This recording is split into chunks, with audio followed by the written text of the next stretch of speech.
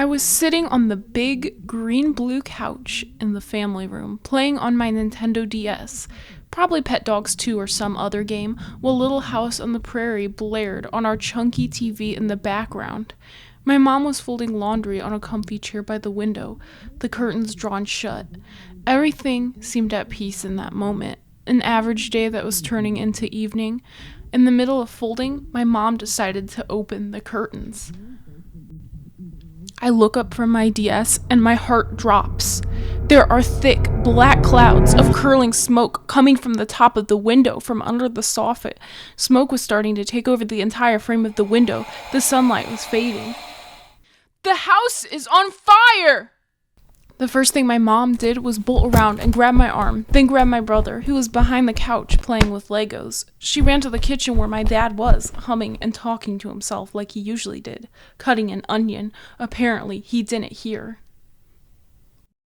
Weeds! The house is on fire! Finally, it registers. We just exited out the door that was closest, the garage door, which was in the kitchen. Complete, suffocating darkness. Instantly, my lungs started to fill with smoke, and I started coughing. It was pitch black, but quickly, we emerged into the light through the opened garage door. The heart of the fire was coming from the side of the garage. Terror overcame me. I wish this was all a dream! I've always been worried and anxiety-ridden. My whole world was being set ablaze at that moment. I imagined my Zuzu pets and toys crying and suffocating in the smoke. My dogs were in some chicken coop in the back of our garage. I thought they were burning alive. As selfish and mentally unsound my dad was, that was the one moment where I saw him be selfless. He courageously walked back into the garage. Only a couple seconds after he walked through, though, the garage door started to melt, letting out a discordant groan. I yelled out in grief. I thought I had lost my dogs and my dad that day.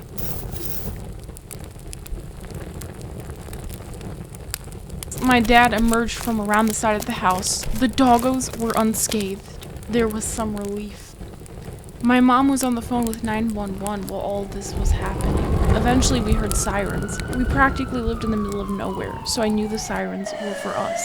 The firefighters came and got right to work, putting out the source flame. After some minutes, my parents were approached by them, asking who saw the fire first. I saw it first. Obviously, I saw it first. You were oblivious until I said anything. I looked to the firefighters, I looked to my parents, and then at the townspeople who were parking off to the side of the road, gawking and watching the freak show unfold. That was the moment I began to realize how dysfunctional my family was. Why we had been ostracized started to make sense. Our lives were being put on as a show. This is the best day ever! I looked over at my little brother, who threw his hands up in the air. He skipped around me with excitement. His reaction let me know it was going to be okay after all. My fears were lifted. This was an exciting new chapter of our lives. I joined in with him. I embraced the chaos of the moment.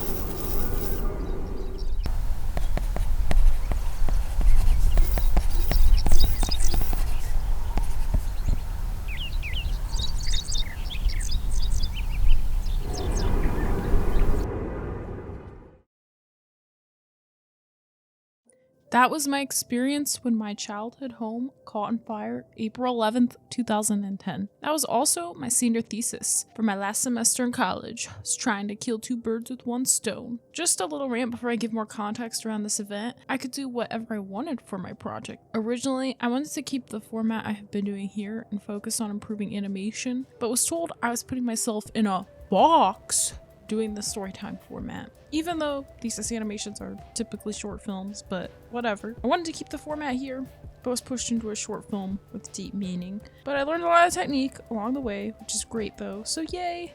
And I want to keep improving for you guys. Believe it or not, my house almost caught on fire twice before this due to my dad's carelessness, which deserve videos in their own right, and firefighters had to get involved one of those other times. My dad is the one who caused those, and has started other fires by accident. I guess you could call him the unintentional arsonist. And I believe he's the one who caused it this time around due to my mom's logical explanation. Let me explain why. At the side of our house, located to the side of the garage, was a shelf with glass jugs full of gasoline. If you don't know anything about handling gasoline, you shouldn't store in glass containers for a very simple reason.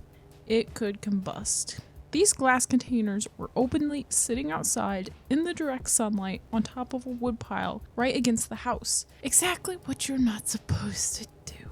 My mom's theory was that on that spring afternoon of 2010, the sun hit one of these glass jars like a magnifying glass. The glass, under the pressure from all the heat, exploded, making a naturally occurring Molotov cocktail.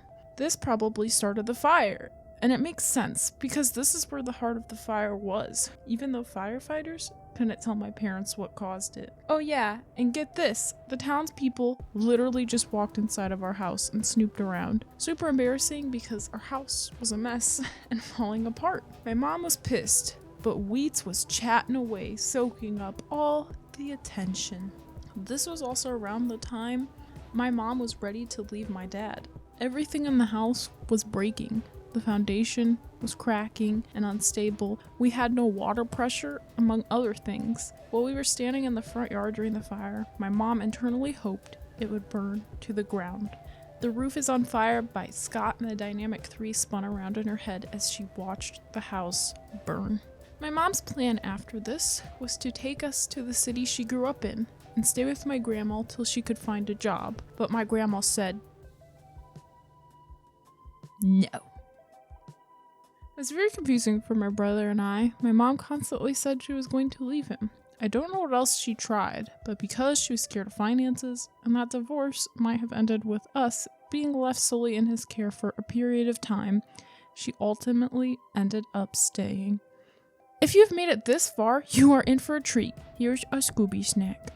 What you are about to see are the real and raw pictures of the aftermath. Everything you will see had to be thrown away because the soot on everything caused by the smoke was carcinogenic. Yes, the house didn't burn completely to the ground, but that didn't matter. Soot left by smoke is toxic and dangerous. The whole house was ruined and had to be torn down. My mom threw my brothers and my stuff away ruthlessly into trash bags. I was devastated and cried in agony when she told me. My Zuzu pets were what I was most upset about. I loved those little hair munchers.